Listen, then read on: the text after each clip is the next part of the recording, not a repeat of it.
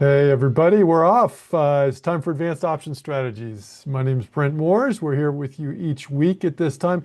Today we're kind of starting off a new series where I want to kind of just lay the foundation of these advanced option strategies. We'll get a little bit more into that in a bit here.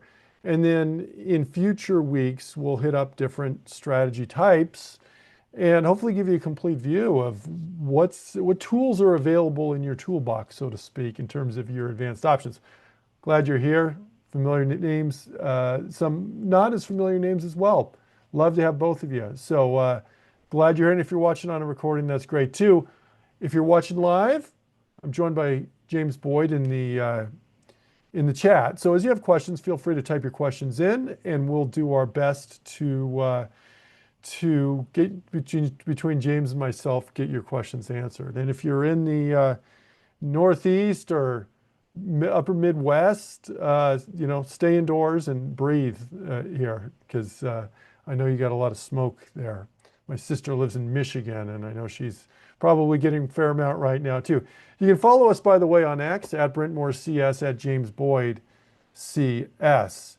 Now, before we get too far into this, let me just mention a few important things. One, options carry a high level of risk and are not suitable for all investors. This material is intended for general informational and educational purposes only. Short options can be assigned at any time up to expiration, regardless of the in-the-money amount. The paper money software application, which is what we will be using today, is for educational purposes only. And rolling strategies can entail additional transaction costs, including multiple transaction keys. All investing involves risk, including loss of principal. Past performance is no guarantee of future results. And Schwab does not recommend the use of technical analysis as the sole means of investment research. But having said that, we do use technical analysis in this webcast. So just be aware of that. So I have on this is just kind of an example of some of the different strategies that ultimately we'll cover, not today all, but in this webcast. Some of these are a little bit more advanced or some are a little bit more basic, but we kind of assume you know some of the basics of options here. It's an advanced options webcast but today I'm going to focus right here on iron condors and kind of the building blocks on that and some of the foundations on that. And when we understand that, I think it becomes easier for other strategies as well. But having said that, let me just go quickly to the earnings calendar, okay? Because we're in earnings season now. Today, what's today? Today's the 17th, I think. So you can see coming up next week, got a lot of companies, some bigger companies, including Alphabet next week, IBM, Tesla next week. So we're getting we're going to run through them all, but as we look at companies, realize some of the companies you're looking at, if you're considering trades, I don't care what kind of trade, it may have earnings. And how does that impact things? Well, it certainly can impact not just the potential movement of the stock up and down, but it impacts things like implied volatility too, which we'll probably we'll want to consider. When you're looking at stocks, of course, you can look at the index as a whole. We can look at the SPX or whatever. And here's the SPX. And this is we're down a little bit today. Actually, we're better off than we were in the morning. We've recovered a little bit, but this is a mix of stocks dominated by some mega cap, a lot of tech in there. Whereas if we look at the SPX EW, the equal weight chart's a little bit different. Again, it's down today, but it's been performing stronger. And it's because even though like a lot of semiconductors have been getting hit pretty hard, this is moderating their influence and looking at all 500 stocks. But if you're looking for trades for options, make sure you're looking at a list. Like I have the Dow here, and we can look at the Dow, and you'll see some of the stocks going up, and we can do bullish strategies. You can, and a lot of these stocks are going up. Disney's not so much. Goldman Sachs is. American Express is. You know, you wouldn't necessarily know that from some of the headlines. UNH is. Okay. Salesforce, not so much. Procter & Gamble, a little bit more sideways. And this, a lot of times, is the kind of stock that we may look at as we're looking for iron condors, because iron condors is more of a neutral strategy. But consider whatever strategy you're doing, what's the goal? Like if you're doing a long call, you have a lot of upside potential perhaps, but time decay works against you, okay? Sometimes you want to emphasize the upside potential. Sometimes you want to emphasize the time decay on a stock. Long put, a lot of downside potential if the stock goes down a long ways, but time decay is working against you. So you can go, well, therefore I'm going to do a short call or a short put then. And in that case, time decay works for you. Great. That's what we want. You know, a lot of times that's probably what you want, but you're giving up a lot. You're giving up a lot of upside potential or downside potential if you go to short call or short put. Also, one of the challenges is, even though it's theta positive, there's still a fair amount of risk on these. In fact, theoretical unlimited risk on just a naked call. So sometimes we want to moderate that risk. So therefore, instead of the short call, maybe we do a short call vertical, limit the risk. Or instead of the short put, we do a short put vertical, limit the risk, limit the margin requirements, bring in a credit, less of a credit, but you're still not getting the big upside or downside potential that you're getting. So you just got to decide on each trade what your priorities are, and that's what our goal is going to be here. But here's the last thing I want to mention, kind of in this vein. On any trade you do, consider the probabilities and consider your return on risk, okay? Say our return on risk or risk to reward ratio. Generally, it's doing one or the other. If you have a high probability trade, the reward to risk probably isn't great. If you're doing a high reward to risk ratio trade, like say a long call, the probabilities probably aren't great. If you're just doing a long call, it's not a high probability trade. And if you look at a trade and it has both high probability and high reward to risk, then you're probably not looking at it correctly, okay? I mean, I don't mean to be mean about that, but generally you don't get both at the same time. So what we're going to be doing today in terms of iron condors is a trade that emphasizes, usually we try and emphasize the probabilities on it, but when we do, the return on risk isn't going to be spectacular, okay? But when we do this, let me just kind of go through a few quick things. Iron condor, we're going to do a short put vertical plus a short call vertical. Do them both at the same time. You do a short call vertical above the current price of the stock, okay? So here's our stock. We do a short call vertical above that price. It's a bearish trade. We want the stock to stay below that short call vertical. We do a short put vertical below the price of the stock. That's a bullish trade. We want the stock to stay above that. We want the stock to stay between those two. That's the basics of an iron condor, okay? That's the basics of an iron condor. Short call vertical above, short put vertical below. And largely what you say on the short call vertical, things like liquidity is important. Yeah, liquidity is important. On an iron condor too. This is an iron condor, okay? And so there you go. Hopefully that is making sense there. Short call vertical plus short put vertical. We're going to call it non-directional.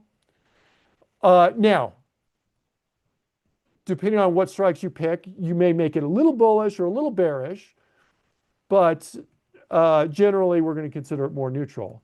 It's a positive theta trade. It's a negative vega trade. What that means is time decay helps us out on it. That's a lot of times we like that. Usually on these trades that time decay helps us out on, there's not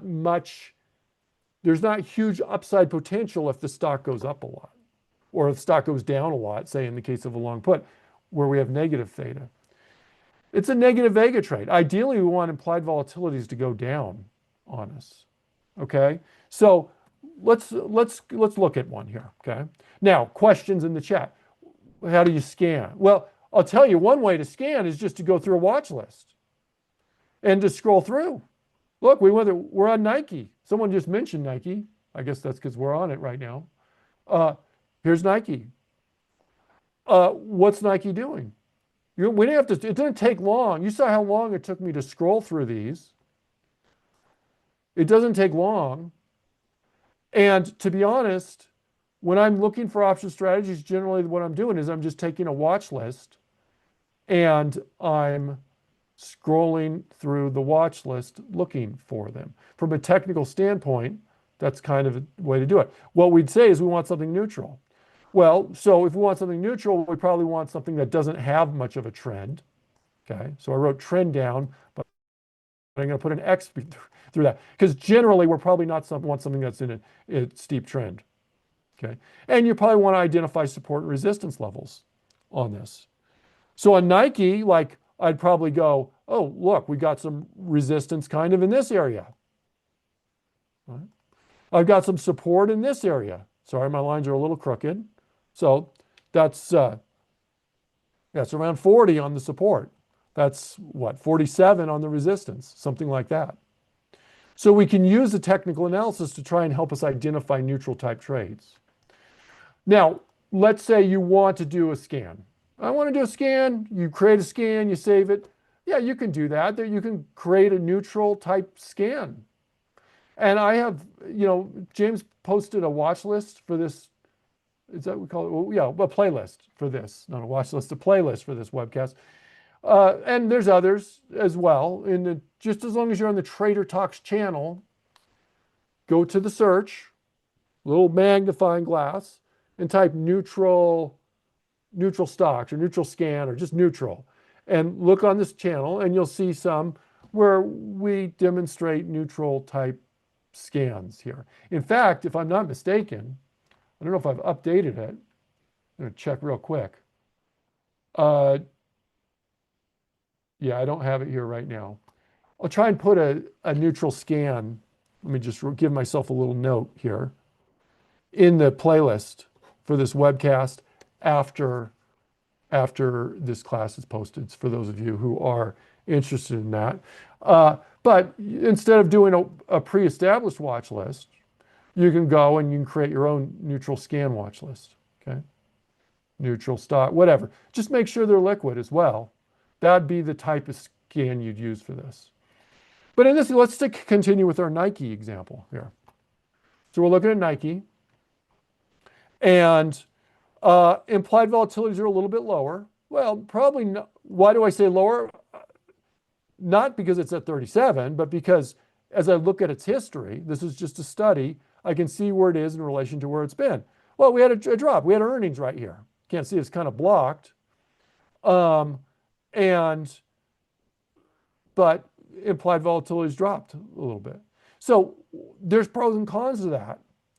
It is a negative vega trade, so it helps if implied volatility is low. And as we get close to earnings, implied volatilities are going to ramp up. We still got a ways to go on this, but we're going to get a little bit of a lower premium, but it also implies that there's probably less movement in store for this. Okay, sometimes that's wrong. Sometimes implied volatility is low and then it has huge movement. You just don't know. But let's look at a trade on this. So we said about 47 on resistance. We said about 40 on support on here. Let's go to the trade tab. And I'm going to go out about a month. Because of that, partially because of that time decay. Time decay kind of ramps up around the month mark. That's one reason. Number two, I'm going to the monthly contracts. They tend to be more liquid than the weekly contracts. Now, sometimes I'll do weeklies, but I'm going to do monthly here. And another thing is you got to look at your time frame. So if you think the stock is going to be neutral for a week, you may not do a month-long iron condor. If you think the stock is going to be neutral for a month, then maybe you go out a little farther. Maybe you go out a couple months or something. But generally, we're probably looking at about, 30-ish days, okay? So we're going to sell a call vertical. We're going to sell a put vertical. And when we do so, what happens? Well, our max gain is the credit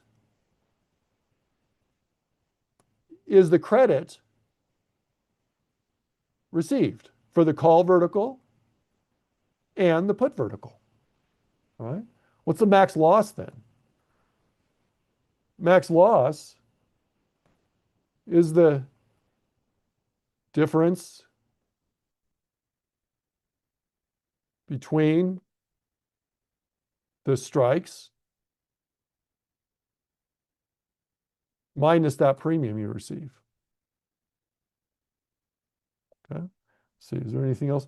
Where's our break even? Well, our break evens, the put short strike minus the premium. So you have two break evens, one on the high side, or the call short strike plus the premium. So let's look at this premium. Let's look at this on this particular trade here for Nike. Okay. So Nike, I've got basically $2.50 strike increments there. And here we go. So let's take a look. Now, we said our support level was around 40, so I'm probably going to look around 40 on this. Now, what some people will do is they'll go, let me pull up delta. They'll look at the delta. The delta is basically a measure of how much the option is going to move in relationship to a $1 move in the stock price. But in this case, I'm going to look at the delta as kind of a proxy for the probability of it being in the money. And we want a low probability of it being in the money. So I'm going to go to about a 20 delta on the iron condor. Okay. So I'm going to go to about a 20. Now, let me address something that Ricebird said. Ricebird,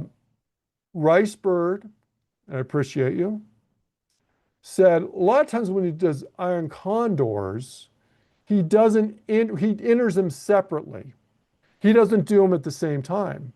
Look, if you have a resistance up here and you have a support down here and your stock is right down here, bouncing off support maybe, okay? Bouncing off support, it may make sense to sell the put vertical because you get a decent premium there, and we've got the support level. We may hold off selling the call vertical. Now you maybe go, why would I hold off selling the call vertical? It's a long ways away from above support. You're probably not going to get any premium for this if you sell it at this point when the stock's way down here. Now in this case, Nike, it's kind of more in the middle-ish, I think. We said, what did we say? 47 and 40. 47 resistance on Nike. We said 40 support on Nike. The stock's at 43 and a half or so. It's basically in the middle. So it opens up us to do them both at the same time. But realize you don't have to. You can leg into these one at a time. Okay, so let's do this. We're going to go to the 40 strike. My delta's around 20. I'm going to just click on the bid price. Okay, easy enough. I'm going to go down one strike. I'm going to click on the ask price after I hold down my control key. Okay. There's my short put vertical. And if we just want to do short put vertical, we leave it there, but we're not going to. We're going to go to the call side. We want to go to the 47. Well, there's no 47, there's 47.50. What's our delta? Our delta is a little higher. Okay. It works. I'm going to control, click on the bid. I'm going to go up a strike to the 50. Control, click on the ask. There's a trade. I'm going to analyze this trade right now. Okay. This is what it looks like. Now remember, before what I said, let me set slices, break even, 8/22, today's date. Okay. So remember what I said earlier about probability and return on risk? Well, what's our probability? Well, it's a higher probability trade, right? 61%. Our stock's here right now, okay? Stock's kind of in the middle right now. But what about the return on risk? Well, here's the break-even line. Notice the distance between the break-even line and our max gain is not as big as the break-even line to our max loss. So our return on risk is not what we're favoring in this trade. Our probability is what we're favoring in this trade. Now, can we find them where they have both a poor probability and a poor return on risk? Yeah, we can. And so we're going to try and avoid those typically. But just know what the trade is that you're doing. This is a neutral trade, and you wouldn't do this unless you were neutral on the trade. We use technical analysis. Some traders don't like technical analysis. Our break-evens are around just a little bit about 39 and a little bit above 48. If I go here and I were to, say, draw on the chart above 39, that means we got a break-even about here and break-even about here. And there we go. That's the trade. That's the trade right now. And so let's do that. How do we add the trade? Well, I just showed you the initial. That's what we got there on that. And then I can click on confirm and send if I want, and just kind of review. A $74 max profit, 176 max loss. Okay. There's our break evens again. Now, let me edit this. This puts it in at the mid price. Probably can't fill exactly at the mid price. We're going to move it in a little bit. So it's going to lose our credit a little bit, but I want to get that filled. You can also adjust the amount. How much can I lose on this? Well, the theoretical max loss is $179. So I'm going to do a couple contracts here. Okay? And then I'm going to confirm and send. And then I want to talk about management of this. How are we going to manage this? Okay. So we've got a Nike trade. How do we manage it? Well, let's go and talk about management a little bit here. Let me just bring this down. And so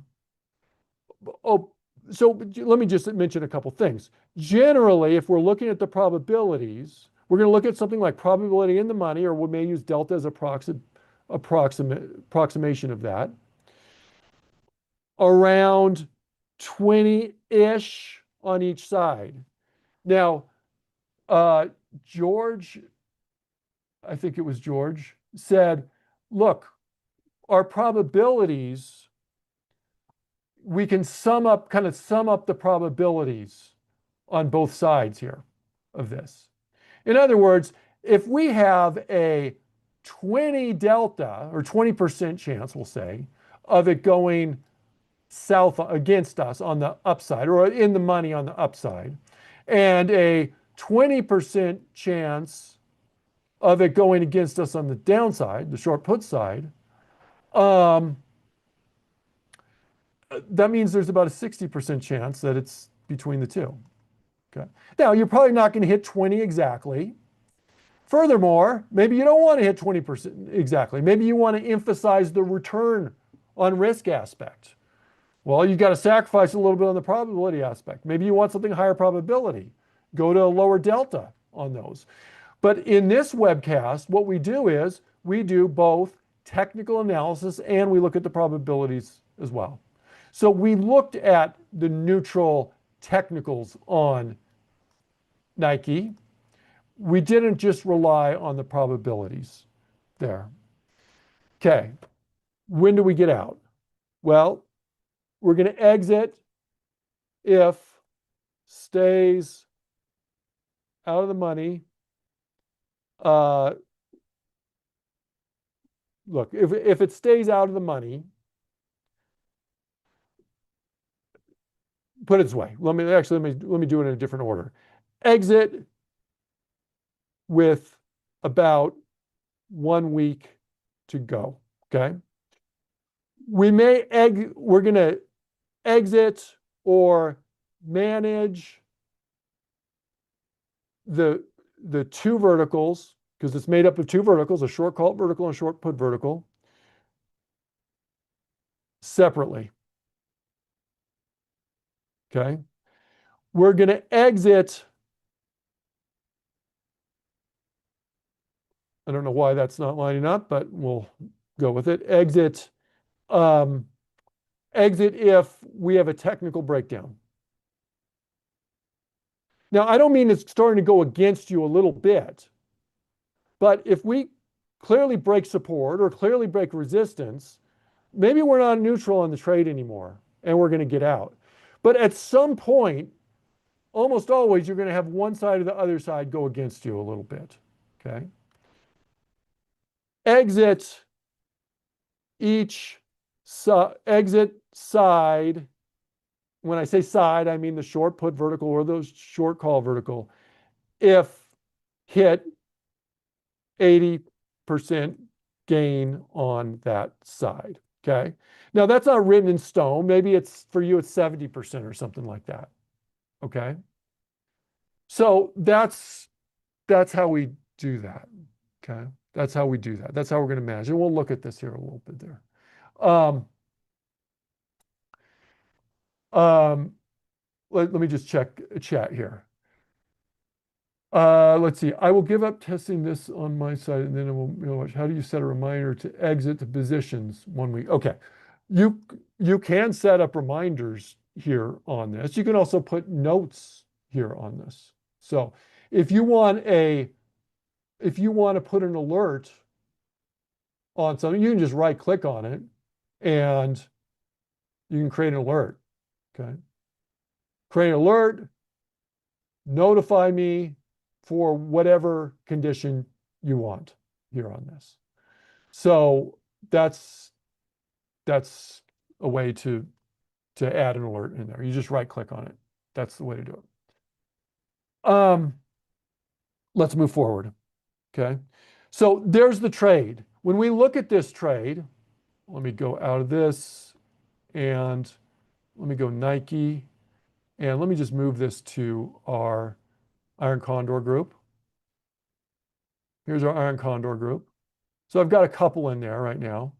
This actually isn't an Iron Condor. This is whether you're doing a short call vertical, a short put vertical. Look, I put short puts, short verticals, short calls, put verticals, Iron Condors in the same group because we're going to manage them the same way. About a week to go to expiration, we're probably going to get out. If we have a gain on each side, we're going to get out. And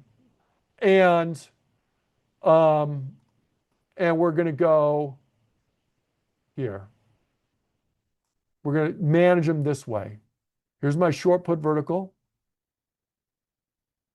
Here's my short call vertical. We added them together, they make an Iron Condor.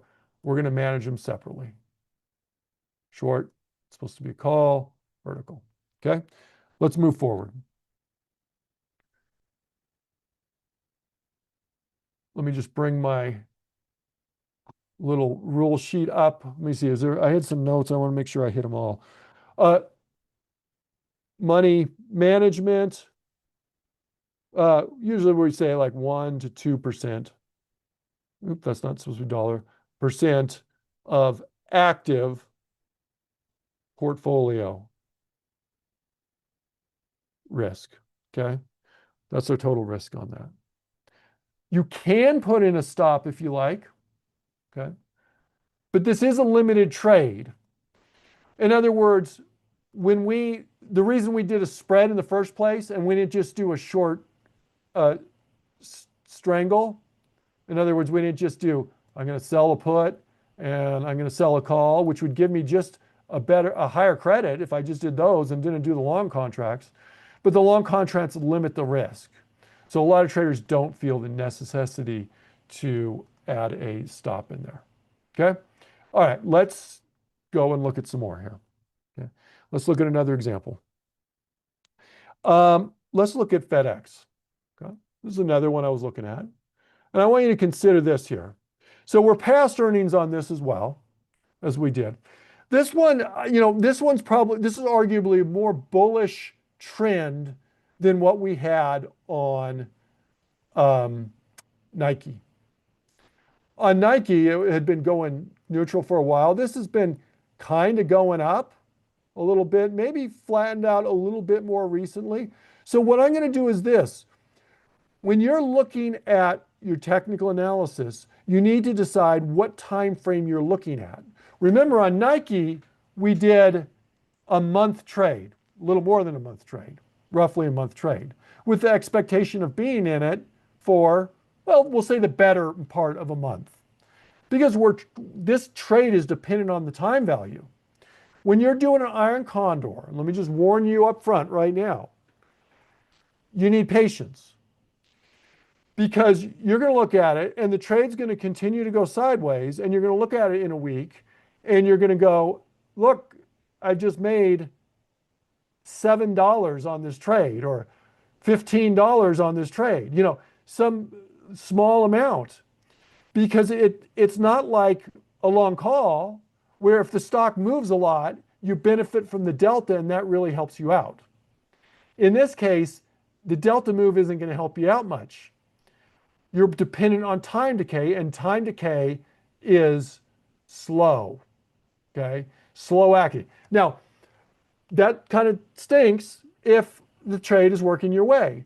It actually kind of benefits you a little bit if the stock goes against you, because it tends to move against you relatively slowly too. So you'll be looking at it and it's going against you and you go, well, I've lost, 15, 20 bucks or something, not the end of the world. So just realize it's a slow moving trade. But my point is, on FedEx, I'm going to do a shorter term trade. We don't have to go out a month. Okay. I'm going to go out just a short term here and just say, I'm just going to stick with it for about a week maybe, or something like that. Can you do that? Yeah, you can do that. Go to the trade tab. I'm going to go out, let's just go out a week. Okay. And let's see what we got. Let me just look. Look, I'm just going to go right here. Like 320 is a resistance. And, kind of right down here, about 310 as a support. Maybe you change your time frame on this. Okay? Maybe we go, I'm going to go intraday. We'll go 15 days or something like that. This is the shorter term view of that. Okay? This is the shorter term view of that. Here's we said resistance around 320. This line's drawn a little bit lower than that. Support around 310. Okay. Let's look at the trade and see it's going to be different because we're only going out a week. 320, I'm going to click on my bid price. 310, excuse me, I can go up a strike. Hold down my control key on that. 310, I'm going to click on my bid price.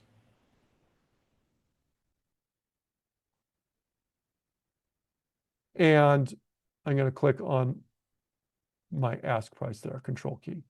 Let's analyze this trade. Here's the trade. Now look, think about our return on risk and think about our probability we were talking about earlier. Now, where's our return on risk? Our return on risk, we have a bigger gap between break even and max gain versus break even and max loss on that. Okay. That's nice. What's the consequence? The consequence is probably our probability is not going to be as good. Let me go here. I think that's good. Let's set our slices to break even. Probability is, only 32% of it staying in there. So short-term trade, emphasizing return on risk over probability. I would say in general, we try and emphasize probability on short verticals, on just short puts, say, or if you were doing a short call, naked call, which we don't typically do because there's an unlimited risk on those, but short call verticals, short put verticals. Iron condors, we try and emphasize probabilities typically. Most traders do. You don't have to. This is an example of one where we're emphasizing the return on risk. So you can do that trade on there. So let me go and I'm going to send it. Now, obviously, the rules on management of this are going to be a little bit different because we can't get out at the week mark. We're already at the week mark. So this we're going to probably wait until just a couple days before expiration to get out. Keep in mind, short assignment is possible on these, okay? Especially the further in the money it goes, especially the closer you get to expiration. Confirm and send. Put that in our iron condor category. That's kind of a little bit more atypical of what we do with iron condors, in that we went real short term on that one. Okay, let's look at another one. Let me go back to a longer chart. Okay, I'm going to go now. Notice we had earnings passed on earnings on that one. I want to look at this one here. Let's look at Texas Instruments. Kind of the same deal, and it brings up a point that Riceberg brought up earlier, and that is legging into these. If I consider my support down here, you guys see why I drew that right there? We're there. We bounced there. Okay? Consider that maybe. That's a potential support. And for the most part, we've been going sideways. Okay? Potential resistance up here. I don't know where you want to draw that. We could draw it up here maybe.